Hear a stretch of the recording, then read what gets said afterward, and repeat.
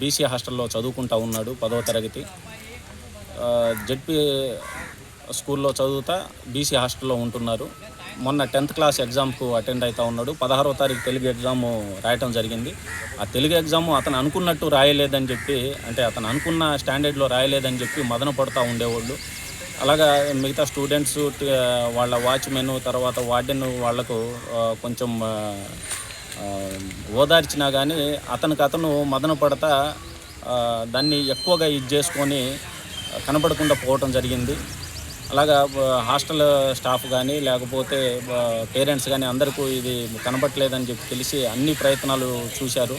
నిన్నటి రోజు మా పోలీస్ స్టేషన్కి వచ్చి కనబడట్లేదని చెప్పి మిస్సింగ్ కేసు ఇవ్వటం జరిగింది. మా వంతుగా కేసు రిజిస్టర్ చేసి సీసీ క్యామ్స్ అవన్నీ వెరిఫై చేయటం జరిగింది. అయినా కానీ నిన్నటి రోజు ఎక్కడ కనబడలేదు. దురదృష్టవశాత్తు ఈరోజు మంచినీళ్ళ చెరువు, ఒట్టి చెరుకూరు మంచినీళ్ళ చెరువులో చనిపోయి ఉన్నాడని చెప్పి తెలిసింది. చూసి వచ్చేసరికి చనిపోయి ఉన్నారు.